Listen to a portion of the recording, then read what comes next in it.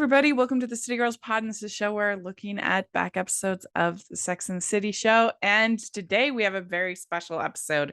We are talking Sex and the City, but only one episode because it is time for the He's Just Not Into You episode of City Girls Pod. We've been thinking about it. We've been talking about it for a while. It's finally here. And I'm film critic Rachel Wagner, and Jax is here.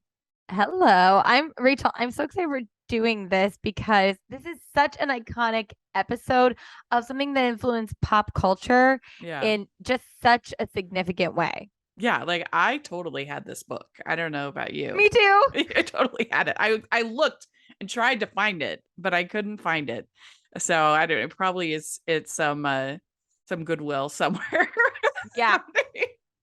From some move, but I had it and I liked it and I enjoyed it. So I was on board. I feel like the advice in the book, although a lot of it doesn't go super in depth and it's very, surfacey in some ways, I think there's something to it. Mm-hmm. Yes, we will definitely talk about it. There's some parts where I think they kind of almost acknowledge that it's BS, but then there are parts of it that I think are accurate and helpful. But anyway, so we're talking about season 6, episode 4, Pick a Little, Talk a Little. And in this episode, we have Miranda in particular getting introduced to Burger's theory of he's just not into you, explaining the behavior of men in the 2000s at least. Yes. And I feel like it's definitely accurate now and probably before then even. Yes. And we also have Samantha and Smith getting very involved with this role playing thing they're doing. Charlotte says, I love him so much. So much. Charlotte says violence against women is harmful. And yeah, I kind of think that and Burger saying anything in the rape family is not a good idea. And I agree with him there. I think that the only thing Burger, that was a funny line also. Yes, I totally get that. I just feel like with Sam and with Smith, like he's just so trustworthy and great. Like I don't think it's ever hinging on anything that's actually dangerous for her, Yeah. Yeah, I think that eventually anybody is going to want to actually have a relationship. And Samantha, I think her reticence is, I don't know, is a little unrealistic. I mean, I just think eventually people are going to want to actually have a conversation with the person that they're seeing, but they can have fun as well along the way. Yeah, exactly. I think that, maybe it's because we've seen that Samantha with like Richard and then with the guy from her past. It's like when she gets hurt, she gets really hurt. And maybe that's why she's putting up all these walls. But I even think people who are really just hooking up still like to be like, oh, I could chill with this person and like talk normally. Yeah. Yeah. You'd want to be able to, I don't know, you just want to be respected and someone that's interested in what you have to say. Yes, absolutely. At least a little bit. And we find out also that Smith is in AA. Yeah. I really liked this. I feel like that in the show we see so much alcohol consumption, and for whatever reason, if people don't drink, whether it's that they're in AA or they don't like it or they're doing it for whatever reason, I just think we should normalize it more. And I think it's great that his character doesn't drink. Yeah, I definitely I like the fact that Smith isn't just a pretty face, that there is something to his character. Yeah, he actually has a lot more depth than I think a lot of the dudes that he has dated. Yeah. Yeah, in just a couple episodes, I feel like we practically got to know him as well as Big, which is crazy. I would agree, and that's problematic. So yes, we have this whole thing. Miranda goes on this date with this real estate guy. There's 2 kisses, but he wants to take it slow. he doesn't want to go home with her. Burger says he's just not into you. There are no missed messages. If he's into you, he's coming upstairs. So here's the thing, I guess, that I think about he's just not that into you. And I have very limited dating experience. So what the heck do I know? But what I think is that I think it's useful when we're making excuses, especially for bad behavior. I think it's useful there. Do I think all guys immediately know exactly what they want and are just 100% okay? First date, I'm ready to go to bed with this woman that I've literally just met. I mean, I don't know. I feel like that's where I'm like, uh, should we be making excuses for bad behavior? No, we shouldn't. But do guys necessarily always know exactly what they want all the time? Probably not. Well, I think you just completely hit the nail on the head with that. I think it very often is used to excuse bad behavior or to be like, oh, don't worry. Like we see in the beginning of the movie, like if a guy's mean to you, he likes you. That's complete BS. Yeah. However, it does not let us have some space for the fact that a guy might be, number one, insecure to pursue you a little bit, or maybe just, crazy thought here, not want to jump into bed with you immediately. Right. And actually, I mean, in my experience, I don't feel like it's the norm for at least the kind of guys I dated. Yeah. Whatever happened to pushy. whatever happened to the 3-date rule? Yeah. Or I mean, obviously in my case, I've got sort of like religious reasons and other things like that, that hopefully who I date would be on the same page and respectful of that. But Well, if he didn't, I would pop him one. Yeah. Which I guess is not very Christian to me, but whatever. Yeah, there you go. But I don't know. I just don't think that all men are as confident as Burger, at least. Seems to think they are. No, and actually, like something that Alex, my fiance, said when he was dating, he would never kiss on the first date, and he's not religious. It's not for any religious reasons, but he would want to leave sort of just space for not to feel like this is where this lies right now. Like, you know what I mean? Like, okay, we're definitely dating. This is a kiss. This means something. He said it was just always easier to, maybe, but in his case, he would always make a plan if he went to a second date. And that's where I think that he's just not that into you stuff comes in. I do think that most of the time, even if a guy isn't super confident, he will at least try to in some way let you know that he wants to see you again, rather than just kind of like dropping off the map. Yeah. That's the thing. If you're making excuses that he's like stuck in an elevator so he can't call me or whatever, that's ridiculous.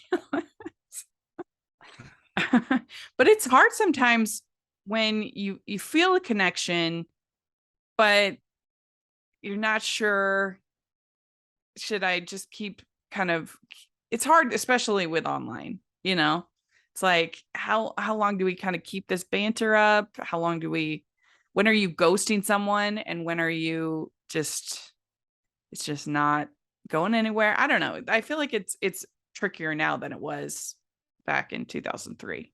Yeah, I think it is hard with online dating where it doesn't always make it even to the date part, but I think, I don't know. I do think that there is something to be said for giving people multiple chances. Like, I would go out with people more than once, even if we didn't have like amazing chemistry. But if we had like a good back and forth friend thing, I would be like, well, if it doesn't work out, I'll set them up with one of my friends or we'll be friends. Like, I don't think it has to be like you're in love on the first date. Plus, I do think that it's helpful to just have experience dating, to have get used to the conversations and used to all that kind of stuff. I mean, I wish that I could date more, because I think you get used to that dynamic better. Yeah, of just having it like, okay, I'm sitting across from another person and I have to say something. Mm-hmm. Yeah. So then we have Burger says, I love you. Carrie says it back. And then Carrie tells this to Charlotte. That was a cute moment when she's like, there was one person that I had to tell that this And that's like happened. the eternal optimist, hopeful lover of love, Charlotte. Yeah. And she says, I love Harry so much. Just adorable. She's making Shabbos and she's finally ready to be a real Jew. She's really fully immersed in this. Yeah. She's making brisket and all Oh, this kind of stuff. Hello. I'm Hannah. And I'm Katie, and we have a podcast called One Kiss Means Forever. Do you love made-for-TV rom-coms? Are you obsessed with Hallmark and all the Hallmark-inspired copycats that have come out on other platforms like Netflix? And while being obsessed, do you know that these are not what one might call quality films? If so, come listen to our podcast. Each episode, we discuss one movie that did not have a theatrical release and always ends in a happily ever after. And how do we know it will end in a happily ever after? Because one kiss means forever, of course. So join us as we deep dive into each movie for about 45 minutes. Episodes drop every other Thursday, except during the very elongated Hallmark Christmas season when we join the Christmas craze and go weekly for about 2.5 months. Bye! Bye! Even Harry's impressed. Yeah. Yeah. What? I mean, I would probably just, I don't know, go to the local deli and get some stuff. But she's really trying. A lot of people do, which is great, you know? Mhm. Or like Yeah. a lot of the New Yorkers that I know are just like, oh, we can like order our challah from an amazing place. And, you know, we don't actually have to do all that ourselves. Yeah. Here's the challah. Yeah. That kind of food is delicious. Oh, I love challah that kind of so much. And I love latkes. I just, Yeah. Like a really good matzo ball soup. It's all so good. So good. Corned beef. It's all very salty is my own problem. So I can't eat it very Unfortunately, I much. like very salty things, and that's my problem. Yeah. What do you think that Carrie is saying I love you too early? She hasn't been dating Burger that long. You know, that's interesting. I'm someone who's personally always waited a very long time. And I haven't said to that many people. I don't know. I mean, Rachel, I'm telling you, we know how it ends, but this feels so right to me, these two, and it didn't feel rushed. How do you feel? I think maybe a little bit rushed, but sometimes you just are rushed. Sometimes things happen fast. But yeah, I mean, by the end of this episode, you get very frustrated with Burger. But you know, it's for a while, it's going really well. Yeah. They have such good chemistry. Oh, this kills me. So his book, Hurricane Pandora, and she says, in my fantasy, it'd be brilliant. In reality, it was. And her big problem, though, she mentions one thing about the character wearing a scrunchie. And the thing about this is, like, how many times could he possibly bring this up in this book that she has a scrunchie on? You know, what is he talking about? Her hair like nonstop? Yeah, like constantly. It's so this. I was very curious as to your perspective on how Carrie handled this and what you thought. It's tricky because, you know, even as a critic, it is easy to kind of hang on to those one or two negative things, and then I see people do that with my own writing. I actually just had this happen where I wrote what I thought was a pretty positive, glowing review, but I had a few little critiques, and luckily they weren't contacting me on my social media, but on the theater site that I write for. There were like all these comments, and people were like, why didn't you do, you know, why did you say this? And why did you do this? And they were not happy with my review. And I'm thinking, I literally told people to go see it. I said I liked it, but it is hard sometimes when you get that to not focus on that. It's like human nature to not focus on that, on the for some reason to focus on the negative is human nature. I don't know why. it's just a weird thing that we all do. Yeah, it's really tricky because I think that we know that Burger is insecure, and I think Carrie brings it up in like a really funny way. But she probably could have led with all the things that she did love about it, and then like the third or fourth thing be like, "But what about this scrunchie?"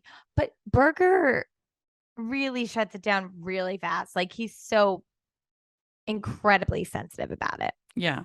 Well, and I think that, like I said, even if she had it be the last thing that she said after a whole bunch of praise, there is still something about our human nature that's the one thing that we're going to kind of pick on, is that, oh my gosh, this, and a lot of it comes down to imposter syndrome, where it's like we don't feel like we really belong, we don't feel like we're really good enough, and so we just hang on to that piece of criticism and are have a hard time. I mean, I think it's understandable, but it's also like a little bit unrealistic that if he wants to be a published author, I mean, he has to be able to have a little bit thicker skin than this. Yeah, especially when she has so many specific good things to say about his writing, and this is more just like a joke. Yeah, and then she goes on and on and on and on praising his writing throughout the episode, and that starts to feel a little patronizing, because it is kind of, she's just trying to dig herself out of this kind of pit that she's dug. But yeah, I don't know. I mean, I don't think I would ever really give actual critiques for, I mean, my sister's a writer, and I guess if she asked me, maybe I could do it. I think it'd be hard to give actual critique of people that you love their writing. Yeah, there's just something. And also, like, there's nothing he can do at this point. Like, this is already into the publisher. Like, Yeah.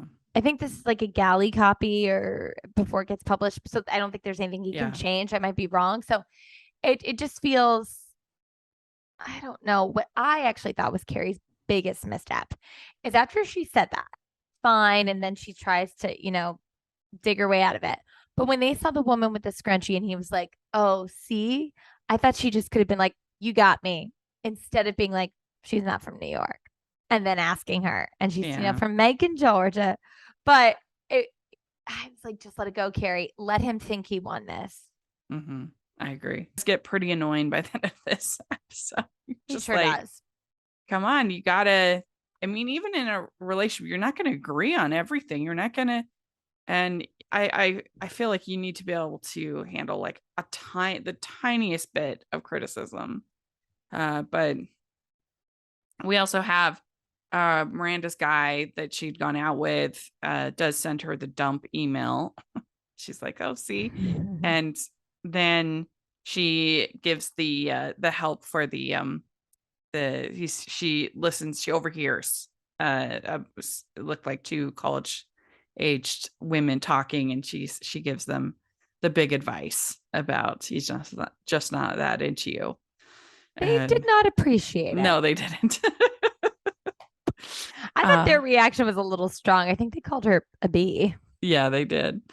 And we also have Harry. So Charlotte's made this big meal, and he's watching the Mets game while they're eating. And I think it's okay, I guess, that he starts out the meal watching the game when they're eating. I still wouldn't do it. But once she asks him to not do it, and she's worked so hard on this meal, I do think it's pretty rude. Yeah, Rachel, I feel like, I mean, obviously, and we'll get into it, what she says to Harry is like devastating, and she shouldn't have said it, but I think it was coming from a place of insecurity and all these things. But look, she has spent all of this time and effort, not only like, preparing for Shabbos, but like becoming Jewish for him. Mm-hmm. Are you freaking kidding me? And she's observing one of the traditions. And you, as someone who is, so firmly rooted in his Judaism, so much so that he wouldn't marry someone non-Jewish, is going to not respect what she's doing. It sort of made me be like, Harry, this feels like it's all BS if you can't just be in this moment right now. Yeah. Yeah. I mean, when she says, I gave up Christ for you and you can't give up the Mets, that is a very iconic line and very funny. But I do agree with him when he's like, what are you going to say that for everything in our marriage or in our life? You're just going to say, I gave up Christ for, I mean, I don't think that she was that strong of a believer to begin with, that I don't think she really gave up Christ for Harry. I think she just, no. Yeah. Yeah, I totally agree. But it is very rude though when she was winning in this argument all the way up until she basically said, you know what people are thinking when we're together. And that was devastating. That was rude because it's not like he's, I don't know, some Neanderthal. Like he's perfectly like normal. Also, yeah, I get it. I mean, he is marrying up, but not that much. Also, I have to say, as someone who like lives in New York and I see couples all the time, Harry is a cute man. Like he's a cute guy and he's a lawyer. Like I'm telling you, like I've babysat many a rich family in my day and like gone to the schools and seen the couples, and like that actually isn't so bonkers of a match. Right. So calm down, girl. And also, like, it's not just about looks, but the only reason I thought it was so hurtful and cruel what she said. However, I actually did have a little bit of empathy for her because she was feeling so insecure about the fact that like she thinks he actually doesn't want to marry her, that I think she was just like grasping at straws. Again, it's not an excuse to treat someone like that, but I think she was just operating from a place of desperation, which they haven't even been together that long. So I don't know why she's thinking like that. Yeah. And he says, to think I bought a ring. The way he says it. Oh, yeah, my that heart. was sad. It was sad. But then Miranda goes on a date with Harry's friend. It's Charlotte being the matchmaker. And he calls it a night, but he actually has the runs. He's sick. And that's when Miranda's like, that is a reason. That's not making That an was excuse. funny. Well, that's another thing too. And Rachel, you're saying it's not like excuses for bad behavior, and then and I could see in his face that he actually liked her. Yeah. And I've been, I have a very sensitive stomach, and I've been on dates before where I'm just not feeling well, or like if I've eaten something, or like I just am like, okay, I need to just go be alone now. And it's not because you don't like the person. Like, goodness gracious. Well, yeah. And like I said, I think sometimes you need to sort of go home and be like, that was fun. I had a good time with that. It's worth giving it another try. I don't think you always just know. Yeah. And like, I also think if you think that this could be a long-term thing, you're also like, I can see this person in a week or 2 weeks. I can go home and get a good night's sleep and like decompress and take a bath. Like it's not this like fever pitch of like if you're on a vacation or something and it's like a one night only situation where you're both in the same place, but everything doesn't need to be like a movie every time. Yeah. Sometimes it absolutely does happen where it's just either a total train wreck or just amazing chemistry. But not always. It's not always so sure, I don't think. Decides to call in a night. And Carrie tries to make fun of her hat and tries to convince him. Yeah, it's just not going well. No, and she sees how he's shutting down, and that's something about Burger that is really difficult. Like he stonewalls Carrie. He won't talk about it, and that's what is really tricky. You can't really be in a relationship that's healthy if someone does that to you. Yep. And then we also see Charlotte, and they say just what New York needs, another single Jewish girl. I know, my poor pumpkin. So what would you give this episode 1 to 10? What do you think? I love this one. I think this one's a lot of fun. I would actually give this one a 9. What about you? I agree. I think it's a really memorable one. Ho, ho, ho. We'd like to take a second and thank our sponsor for this episode of the podcast. It's the Hallmarkies Patreon. Do you love Hallmarkies podcast, especially at Christmas? Do you enjoy the holiday previews, recaps, interviews, and bonus episodes? If the answer is yes, please consider supporting the Hallmarkies Patreon. We need your help to do what we do both during the Christmas season and all year round. But not only do you help a podcast led by strong, independent women by becoming a Patreon, you get to become a part of the Hallmarkies family. Starting at only $2 a month as a patron, you will have access to our Facebook Patreon group where we talk about the movies, shows, and more all year. We also have many monthly patron watch-alongs with guests like Lacey Chabert, Natalie Hall, Paul Campbell, Mary Lou Henner, and more, giving their behind-the-scenes details of their films. As a patron, you also have the chance to provide input into the podcast and even join us at different tiers. So this Christmas season, spread some cheer to the Hallmarkies Patreon and become a member today. You won't regret it. Go to patreon.com/Hallmarkies to learn more. That's patreon.com/Hallmarkies. Right. Well, let's talk about the movie. So it's not that often that you have a movie that's based on a nonfiction book like this. And so they took the approach of having all of these different characters and their storylines. And I am not going to be able to remember all of the names of all of these characters. So me I'm just either. referring to them as the actors. Yes, but that's going to be easier for everyone. Yes. That's But what you're saying. Like when we were logging on today, we're like, everyone's in this movie. yes. So this came out in 2009. And so there's a pretty big gap there between this episode, 2003, and this movie, 2009. And really, the late 2000s had so many terrible rom-coms that it kind of, I think, soured a lot of people on the genre. Something like When in Rome or You Again, or I don't know, The Backup Plan, which was just atrocious. This one, for the most part, I actually like. I know it's got pretty not good reviews on Letterboxd and other things, but I didn't know that. yeah, Really? yeah. Okay. But I like it. I think that some of the plot lines don't work as well as others, but overall, I think it's a pretty fun little movie about dating. I agree. And it's like that classic rom-com, all really solid actors. So I'm not sure. I think if someone's complaining about it,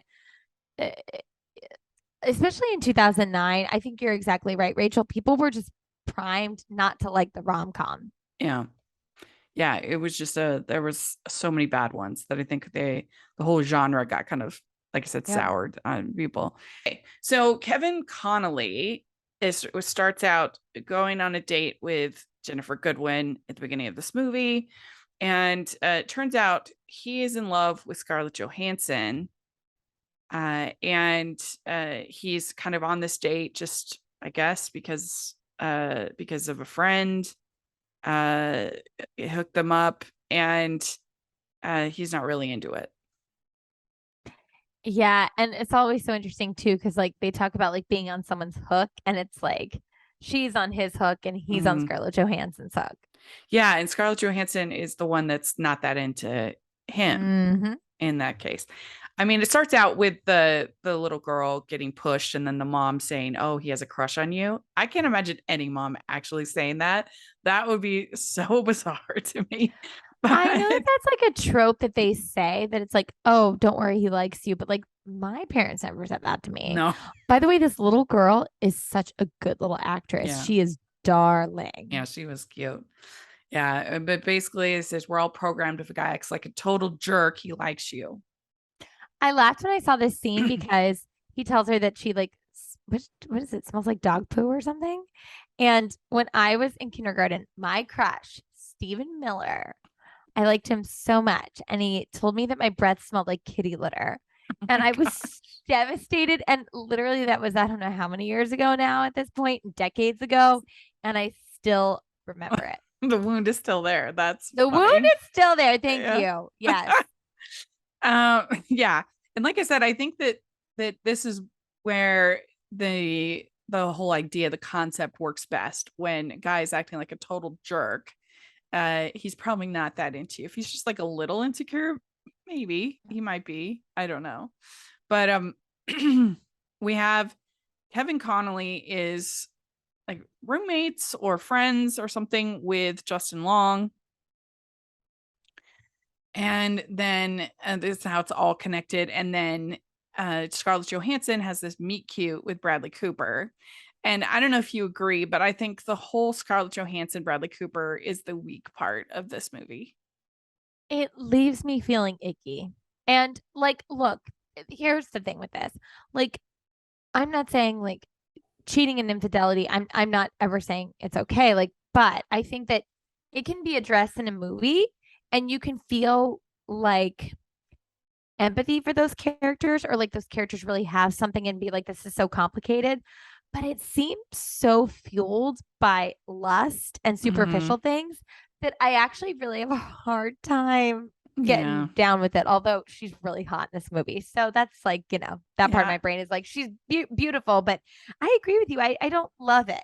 Yeah. Well, and it's just weird to have sort of the tropes of a romantic comedy done with cheating. Like it is icky. I think that's a good word for it. Yet it just feels so like music producer. I don't know. All of that. There's just so many. And you also don't see them like, you also don't see them connecting on any other level except for physical, where you can like root for them and be like, oh, maybe he is with the wrong person, or maybe there is something there. And you don't root for me. I didn't root for them in any way. I think those two are the most unlikable characters, and not because they're cheating, just because I don't find their characters very likable. I don't know. Yeah, I agree. They are very selfish characters. And so we find out that Bradley Cooper's character is married. He says, I don't do this. I don't help hot, struggling singers that are incredibly charming. Yeah, you're right. It's all sort of physical from the very beginning. And her behavior doesn't really make sense, I don't feel like. I mean, especially when they go, you know, the whole swimming scene, things like that. I feel like, I don't know. I just feel like most women wouldn't do that with a married man. Yes, I would even go as far to say that most women just wouldn't do that. Yeah. Maybe like on the first or second hangout. And I'm not shaming anyone who would. Like, it's just extremely bold. Well, yeah. And then, I mean, I guess she's emboldened by the fact that Drew Barrymore tells her that, oh, my friend of a friend who was happily married and then met the love of her life and they ended up getting married. I mean, it feels like that's a huge stretch and doesn't really like, is a very strange way, just because the outcome, I guess, turned out okay, doesn't justify the moral behavior that the individuals had. Yeah, I also think that like, I do think that happens, but like, it's the whole thing of like, they fell in love, and like falling in love takes time. These two aren't in love. They're like in complete lust. It's not like, I mean, I've known situations of people who've like known each other for a while. Like, actually, it's a friend of a friend, but they all worked at a theater company together, and it was two couples. And they ended up at this rep company. They had done a bunch of shows together. They literally fell in love with like each other's spouses, and like they all got divorced and then got with their new partners. And like they're actually like really have like very happy family life. Like, but they ended up being like, oh, we're with the wrong people. And I know it sounds very like, I'm sure there was a lot of pain and stuff there too, and whatever. But sometimes you aren't with the right partner. But I just think that what she is with Bradley Cooper is just so superficial, and he's so yucky. He's so yucky in this. I think you need to write their story as a script. I mean, that sounds like an Oscar-winning script if I've ever heard it. It is incredible. Like, my friend was telling me about this. This was years ago, and she was telling me about it. I was like, wait, and she goes, yeah, and all their kids like hang out now because they're all like double siblings now. That's like, so it's insane. weird. Yeah, I just love it. I was like, it's well, like I'm glad it worked out. That's like Shania Twain, you know, that she ended up marrying the husband of the person that her husband had cheated on with. It's wild. you know, sometimes things Life is work out in crazy. this way. Life is crazy, but I think that I really try and like reserve judgment about things. Even like there's lots of things that morally are questionable, but I try and reserve judgment. But in this, he's just so yucky that Well, and I I'm just gonna go think, ahead and judge him. yeah, and I just think because the ending turned out okay doesn't necessarily mean that that was the right choices, that we should be like, oh well, I'm gonna emulate that behavior. I'm gonna, use that to guide my life because they happen to have a good ending at the end. I don't know. But so we have Ben Affleck is friends with Bradley Cooper. And Ben Affleck is dating Jennifer Aniston. Her younger sister is getting married, and he claims that people get married because they're insecure, and that they have a great life, and they, people who make their choices, that's fine. But the problem is that he's clearly not like really listening to her and what she wants, and that he kind of goes on these speeches, gives these TED Talks about marriage when it's clear that that's what she wants, and she wants that level of commitment. I think that's the main problem with his sort of philosophy. Yeah, although I totally agree. I do think that Jennifer Aniston and Ben Affleck, I had so much I was so invested in these two characters and I had a lot of empathy for both of them. Mm-hmm. They're a good couple too. Like Yeah. even though you're right, he wasn't really listening to her and taking things into account, he really is a good partner for her. Well, I mean, that's what I'm just saying, though, that like there's nothing, I guess, wrong with his philosophy on, just wanting to be a committed couple, except for the fact that she doesn't want that. And that's Yes. the problem. So it's like, oh, do you just get what you want out of default? Yeah. So then we have Jennifer Connelly is married to Bradley Cooper. And it starts out with her saying he's the best husband. I find that hard to believe. No, he's not. He's just not. Well, yeah, and they try to sort of defend the book by saying, oh well, Bradley Cooper didn't call Jennifer Connelly for 11 days and now he's the best husband. So that's kind of their way of being like, see, he wasn't that into her, and he clearly wasn't. I mean, he says, oh well, you're a jerk if you don't marry the girl after a while. And I mean, I think that's bizarre reason to get married. I mean, it doesn't even seem like he likes her, let alone loves her. it's so that is another reason, Rachel, why I just had so much trouble with his character because Mm-hmm. he doesn't really seem there's no depth there, right? Like it's not like I love my wife, she's my best friend, but I'm so attracted to this other person.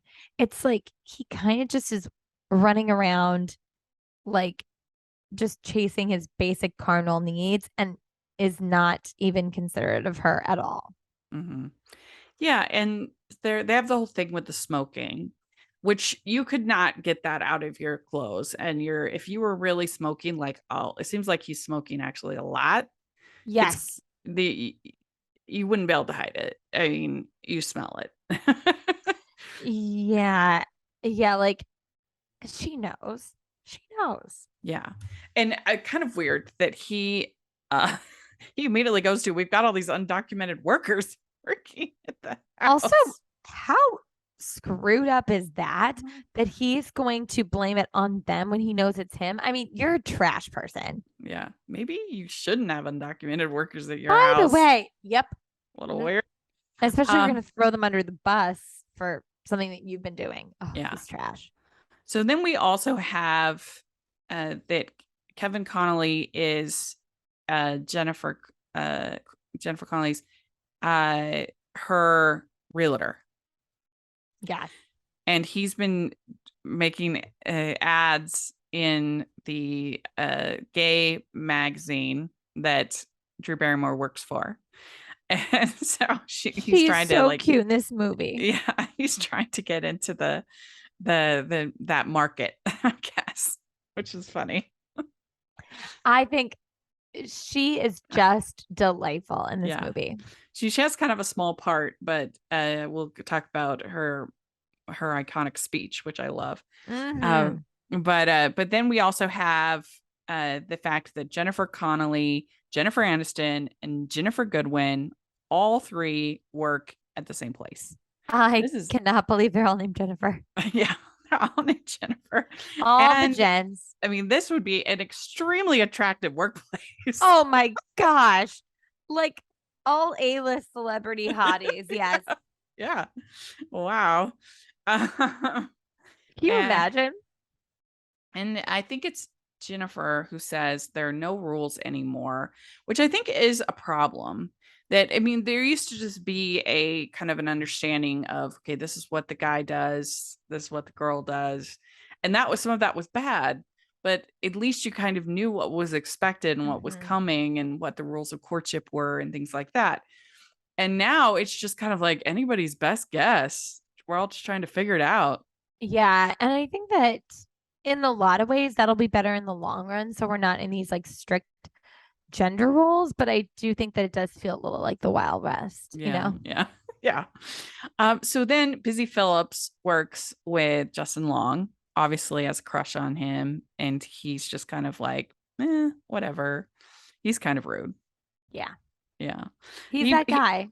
Yeah. I mean, I guess as a bartender, he probably gets kind of cocky because he thinks he can sort of solve, in the world of this movie, at least solve everyone's problems and Yes. that he knows everything. But he's pretty rude to her. I felt bad for her.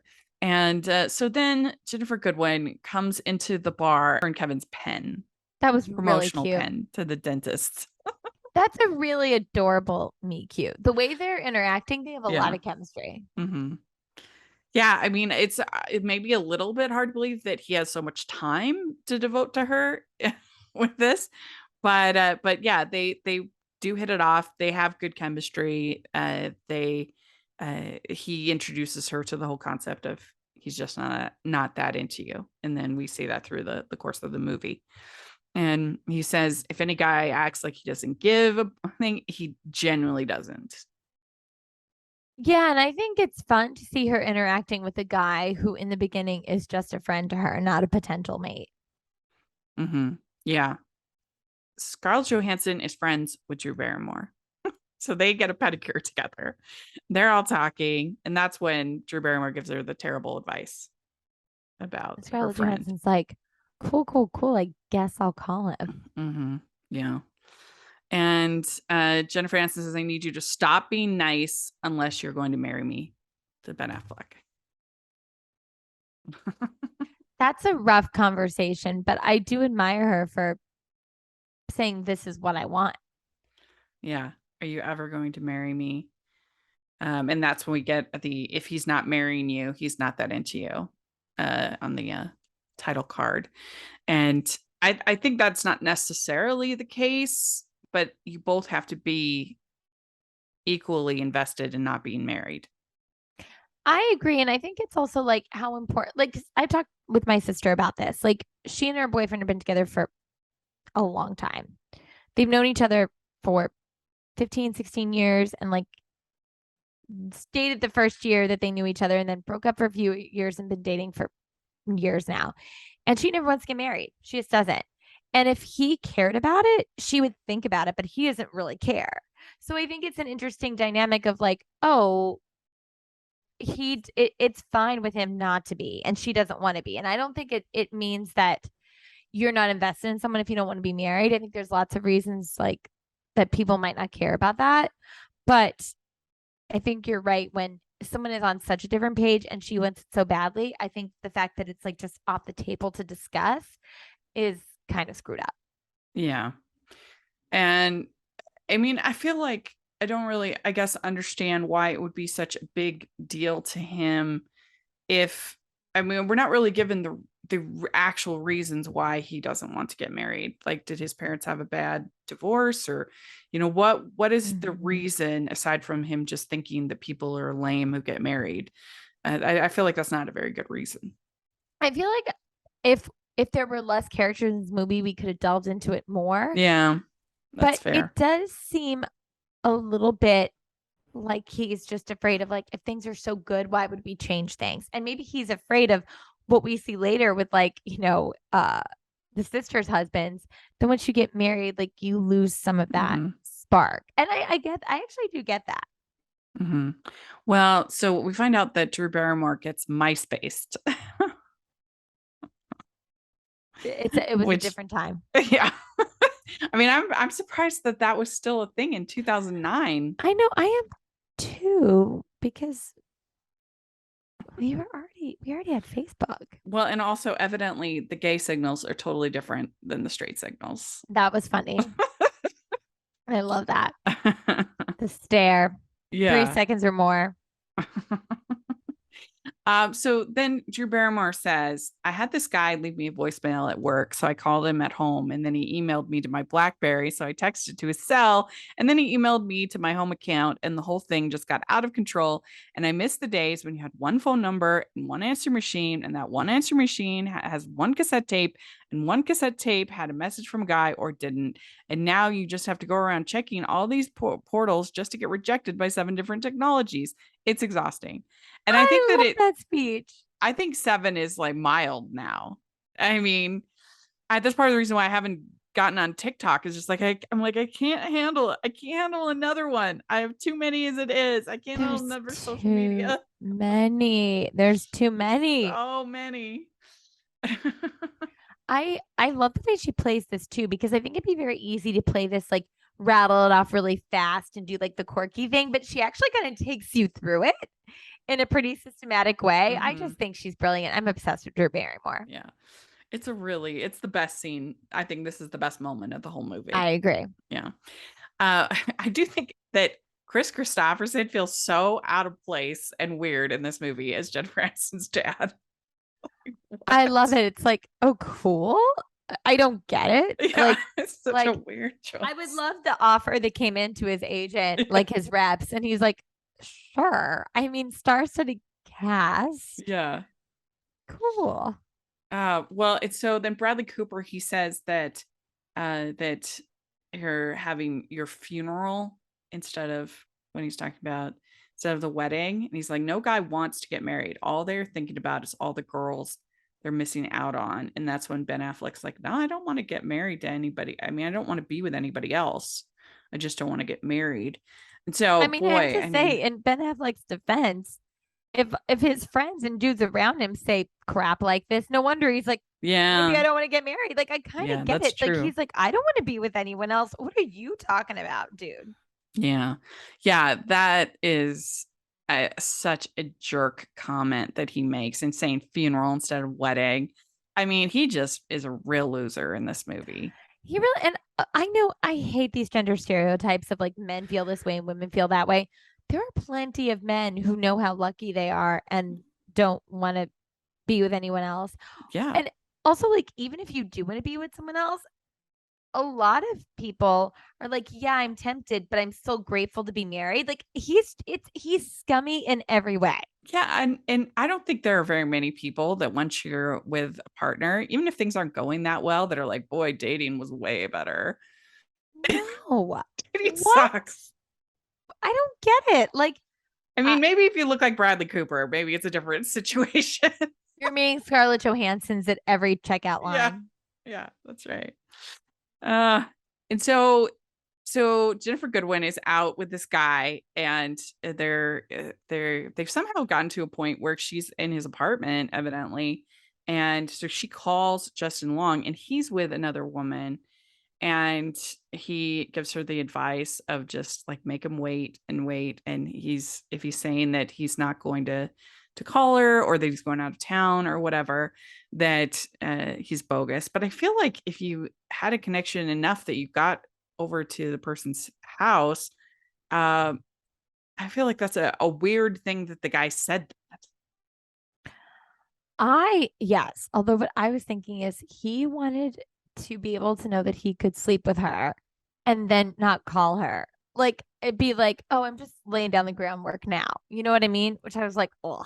I feel like most people wouldn't even bother with that, though. They would, if their true goal was just to get laid, I feel like you would just get laid and you wouldn't say any Actually, of that stuff. That's a really good point. Why would he say it ahead of time?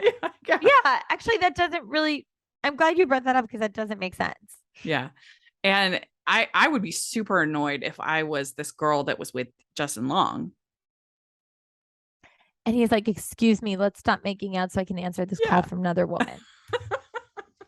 And you What? can see why Jennifer Goodwin thinks that he's into her, because that's not normal, I don't feel like, to No, you. and she thinks it because he is. Yeah, obviously. So then we have this bizarre toast that the cousin makes at the wedding rehearsal, I think it is, and saying all about how Jennifer Aniston is still single. And you're just like, why are you even talking about her? This is not about her at all. It was weird. No, that was weird because I could see that coming up in a conversation with an obnoxious person, but you wouldn't put it in a toast. Mhm. Yeah. We'd like to take a second and thank our sponsor for this episode of the podcast. It's the Hallmarkies merch store. Are you looking for that perfect gift for the postable, Hardy, or Hallmarky in your life? What about getting that t-shirt or hoodie that will help you stand out at your next holiday party? Now is the time to check out the Hallmarkies merch store. Full of festive designs by artists like Jessica Miller, Carrie from Hallmark Comics, and more. You can even have more than just shirts, but totes, cell phone cases, notebooks, mugs, and more. And it isn't just Hallmark. We have designs for Anna Green Gables, Man from Snowy River, The Nanny, and more. Every purchase at the merch store goes to help support the podcast and allows us to make the great content you know and love. There are frequent sales, so go to tpublic.com/stores/Hallmarkies or see the link in the description.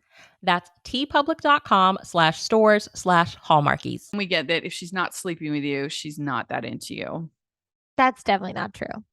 Yeah, definitely not. Especially like I said, if you have like reasons, if you're The only thing that I will say is I didn't move physically fast with people for like more sexy things, but I will say if I had been on a couple of dates with someone and I hadn't kissed them, it for me, that I and that's can just for see. me, it meant that I didn't really like them that much because that would happen to me. And I would get to like a fourth date and it would kind of dawn on me that like I liked flirting with them, but I didn't want to kiss them. And for me, that was always a good wake up call because I think kissing for some people can be very intimate, but like I don't look at it that way. And it would really mean for me that I wasn't attracted to them. And that was a good thing for me to know about myself. Mm-hmm.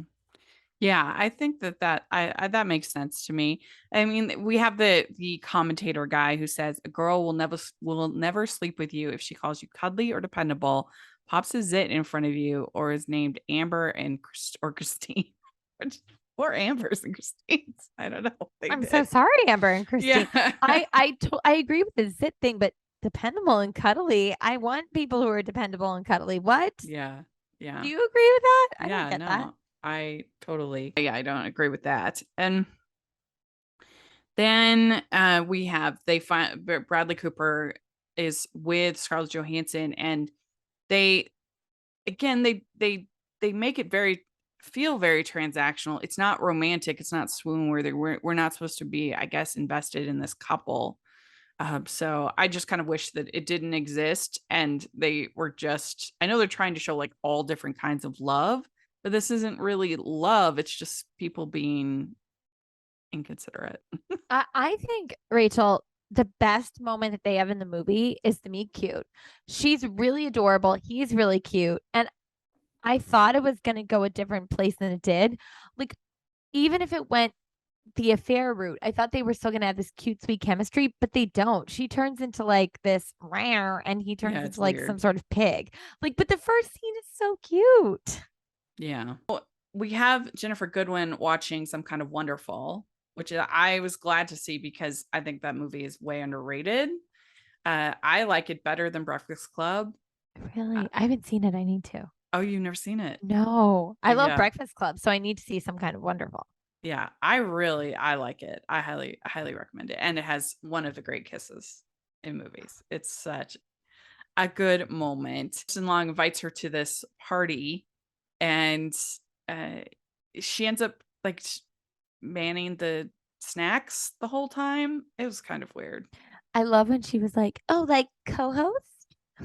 Yeah, and I mean, I guess he thinking he's still in sort of high school college mode, kind of, as far as relationships, Yeah, I like think hanging he's just- out kind of a thing. And I think he's just not putting together. He's like, "Oh, she's my friend. She can do this." But then he's like hanging out with that really hot girl. Mhm.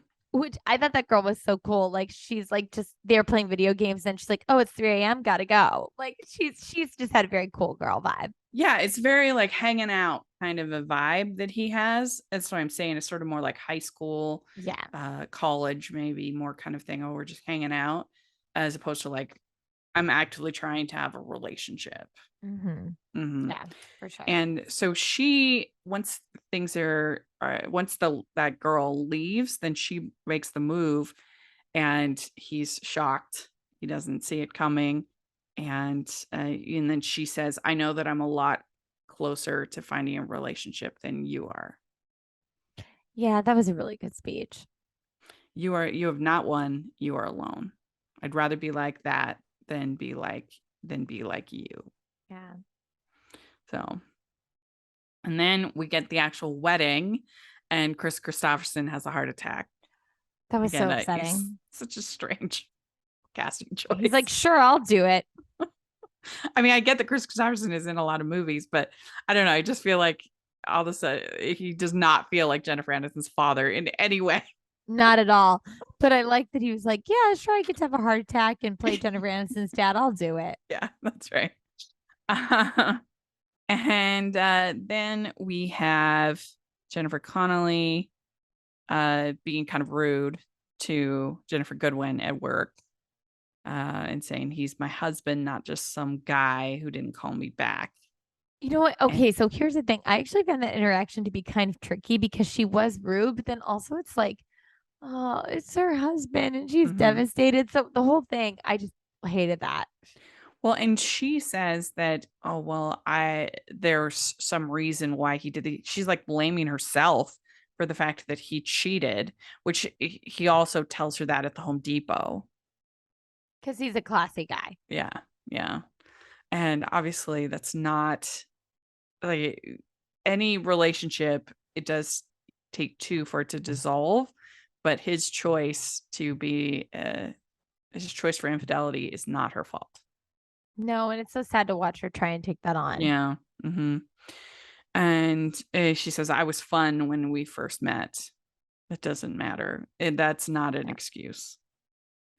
Also, I don't get the vibe that they've been like, I mean, she says they don't sleep together anymore. Like, it doesn't really get the vibe that they've been like struggling or talking about anything. I don't know. He just sucks. That's why it doesn't make sense when at the beginning of the movie she's like, "He's the perfect husband." Like, what? He's definitely not. Yeah, I mean, there's no way things have devolved that much that quickly. No. Definitely not. So then we get Justin Long being really needy and missing Jennifer Goodwin, which is super cute. Cute. He's a darling. And Busy Phillips calls him on it, which I love. Yeah. Yes.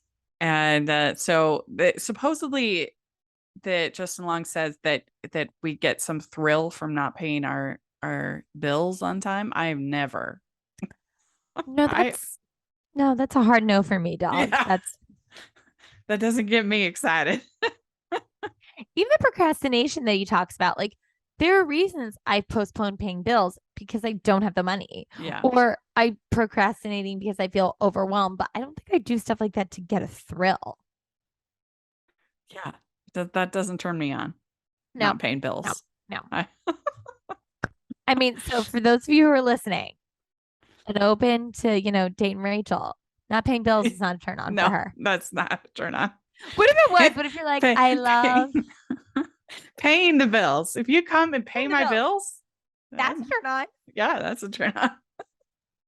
Take note, fellas. I mean, seriously, like one less thing to have to worry about, and be like, yes, that's way sexier than that's paying. way sexier than I don't know, not paying the bill. Yeah. So Jennifer Connelly goes over and tries to be sexy with Bradley Cooper. He says, "Do you want to save our marriage?" And he says, "Of course." And so then she leaves, and Scarlett Johansson's in the closet. And she comes out and she says, "You'll never touch me again." So at least she shows some backbone. Okay, though. She does, but wow, this was rough. It was She super had awkward. everything about it. Again, he is trash. Like, I I was the scene I mean, was mind-boggling. how this can be surprising though is questionable when she knows that he's married. He knows that. What does she expect him to do? To say to his wife, "Oh, no, I'm not into you," or whatever. No, of course it can't be that surprising, but I Yeah. guess maybe it's one thing to think about it. It's another thing to actually hear it / see it. Yeah, for sure. And I think she's also hoping that he will say, like, I can't do this, Mhm. to the wife. Like, Yeah. if you really think some people really do like have that, but he's trash. Again, Bradley Cooper's trash in this movie. Yeah. I just am so agitated with him. Yeah. So then Scarlett Johansson ends up with Kevin Connolly, and he thinks, "Oh, she's really finally into me again." And he shows her then this house that he wants and to get, and he's like, I only want to get it if you're into it." And then she finally says, "No, I'm not into you." I don't know. That whole interaction's very awkward. It is. I think it's like the typical thing that you see. It's like she goes to him when she needs her like ego pumped Mhm. up. And that's another reason why this character is difficult for me, because I think she and Bradley Cooper disregard other people's feelings the most. Mhm. Yeah, and they have absolutely no chemistry at all. No, Like when not even a he little bit. kind of gets together with Drew Barrymore at the end, that is way more chemistry. That's really cute. Yeah, it's cute. It's cute. So then Jennifer Aniston is taking care of her dad, and all of her brother-in-laws are being pigs watching football instead of caring. And then she's like, "Did you guys get any food?" And they're like, "Oh, we're okay. We got takeout." No, for everyone else, you dummies. What is wrong with you? Like, come on. I cried really hard when we see Ben Affleck in the kitchen. Yeah, it was very cute. And then she says, "It's enough. I miss our lives together. The only thing I want you to get rid of is those pants that she dislikes." I don't know why she dislikes those pants so much. They're fine. Like Yeah. cargo pants are fine. Yeah. I actually thought it was really sweet. And I feel like she did mean it in a sense. Like, I don't feel like it was a desperate plea for him to get back with her. But when she said, "You're more of a husband to me than my sister's husbands are to them." And I think that she really did have an illuminating moment where, yes, of course, she still would like to be married. And, we see later. But like, I do think that it wasn't just a desperate thing to get him back. She really meant what she said. She loves their life, and she knows that he loves and respects her, and that he is devoted and committed to her. So we have this moment with Jennifer Connelly where she finds the cigarettes, and that's her last kind of straw. And it is a great little moment when she breaks the mirror, and then she immediately goes and gets the broom and sweeps it up. Loved it. It's so her personality type too. It's like she's distracted, but then she gets it together, and then we see at the end, instead of like throwing his clothes like out, on like in the street, like some people would do, and I get it. I'd probably do the same thing. All neatly packed. Yeah, and that was it's very like, funny. That's the big kiss off. Goodbye. P.S. I want a divorce. Yeah, knock yourself out. Mhm. That's it. Big pack of cigarettes. Big pack of cigarettes. And then we have Jennifer Goodwin goes on this date with Bill, with Justin Long's friend. And then he shows up there at her door and said with a pen, "I can't stop thinking about you. I didn't know what it felt like when I actually fell for someone." This was really sweet. It was very sweet. And I'm the exception. You're my exception. And they have such good chemistry. You got to love this ending. I do think that in a way, it's kind of them saying that he's just lying to you is kind of like the here's the guy who's saying the whole he's just lying to you. He's delivering the philosophy. And then in the end, he realizes that it's not true. So I think they're kind of saying that it's sort of BS. But yeah. I think you're right. I think it's like you said in the beginning, there's a lot that's true in there, but there's a lot of it that doesn't apply. Yeah.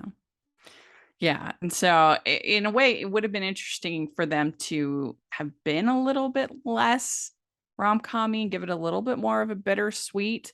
I mean, I guess they probably felt like they did that with some of the other stories. You know, you have Jennifer Connelly and everything. So I guess that works. But it would have been interesting for this for them to kind of keep the he's just at you philosophy throughout the whole thing and not basically admit that it's bogus. Yeah, totally bogus. Yeah. Bogus. Yeah. Like I said, it's I think valuable when you're making excuses for jerks. I don't know if it's really holds up much when you're talking about normal people that aren't jerks. Totally. Yes. I think in the beginning we actually see when it holds up the most, when it's like he's just intimidated by you, or he's just so busy. He doesn't know, like, it's all that stuff that you're like, also people are busy. But I think that you can also communicate that to someone in a very real way. Like, hey, I'm really not going to be in town for like 3 weeks, but can we set up some time to like chat on the phone? And here's the date that we're going to get on the calendar for when I get back. Yeah. That's just being intentional. And I think that, we see in the beginning how there's a lot of excuses for just bad behavior, but then other stuff, there's a lot more nuance to it. Yeah. So then we have Ben Affleck proposing to Jennifer Aniston with the ring that's in his pants that she hates. Another tearjerker moment for me. These two do it for me. I love them together. Yeah. He says that. Rachel, do they date in real life? I don't think so. Okay. I couldn't remember because I know. So did I, but I know that Bennifer was J-Lo. And J-Lo. I didn't know if it was I didn't know if he had two Bennifers, but. Well, he did because he had Jennifer Garner. Oh, here we go. Okay, that's what it was. Yeah. But and he says, I need to make you happy for me to have even a shot of being happy. This is peak Ben Affleck to me. He smiles. Cute. It's so genuine. I don't know how I feel about him really, but I think he's so good in this. Yeah, I mean, in general, I'm a fan. I wasn't a big fan of his Batman movie, but that was not his fault. Yeah, he's good in this. I mean, Jennifer Aniston made so many terrible rom-coms that, I mean, this is way better than like something like the one with Gerard Butler. What was it called? Yes. Bounty Hunter, I think. That one sucked. She just was doing everything for a while, but she's so good in this. I mean, she's so good in everything. She's so likable. Even if the movie isn't good, she's good in it. Yeah. I mean, there were some that she couldn't say. You're like, God love her. I mean, this is way better than, like I said, some of those movies. She was one with Aaron Eckhart that, oh my gosh, it's terrible. Oh, yeah. I hate the one with Adam Sandler. That one sucks. Wait, which one is that one? Just Go With It. Yes. No, not for me. But I like them together in their one, the murder mystery one. Yeah, that one's pretty fun. I mean, I just love murder mysteries, so that's no surprise. So we get this big speech at the end, and he says, girls are taught a lot of stuff growing up. If a boy punches you, he likes you, which, again, I guess my parents were exemplary parents because I was never taught this. Rachel and I were never fed this garbage. Never try to trim your own bangs, and someday you will meet a wonderful guy and get your very own happy ending. Every movie we see, every story we're told implores us to wait for it. The third act twist, the unexpected declaration of love, the exception to the rule. But sometimes we're so focused on finding our happy ending, we don't learn how to read the signs, how to tell the ones who want us from the ones who don't, the ones who will stay and the ones who will leave. And maybe a happy ending doesn't include a guy. Maybe it's you on your own, picking up the pieces and starting over, freeing yourself up for something better in the future. Maybe the happy ending is just moving on, or maybe the happy ending is this, knowing after all the unreturned phone calls and broken hearts, through the blunders and misread signals, through all the pain and embarrassment, you never gave up hope. I love this ending. I think it's also very Sex and the City reminiscent of the Yeah. voiceover. I think this really ties up nicely, and it's not just about finding a man or being partnered up. It's about, being who you are and figuring out how to follow that path. So I just think it's a really delightful ending. Yeah. So what would you give this movie 1 to 10? I What do feel you like think? as far as rom-coms go, I think this is pretty high for me. It's okay. It like When Harry Met Sally, Yeah. Nora Ephron stuff, like that's like at a 10 for me. Yeah. I would say this one's like an 8 or an 8.5. I think it's really great, especially for that era of rom-coms, and so many actresses that I love. What about you? Yeah, I mean, I would say I'd give it maybe a 7 out of 10 or 7.5, because I think that like 2/3 of the plot of the stories work well for me. And so, definitely, I definitely went fresh on it. I like it. I think it's charming. Just for the Drew Barrymore speech alone, I think it's it's worth it. Well, I think if both of us had our druthers, we could trim a little Bradley Cooper, Scarlett Johansson, and add some more Drew Barrymore. Yeah, yes. And I do think that Justin Long and Jennifer Godin have great chemistry. They're really good together.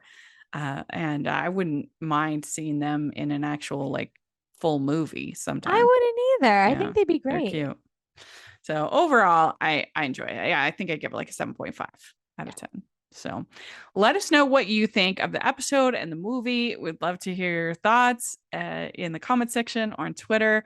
And you can follow us at City Girls Pod on Twitter. Make sure you're doing that.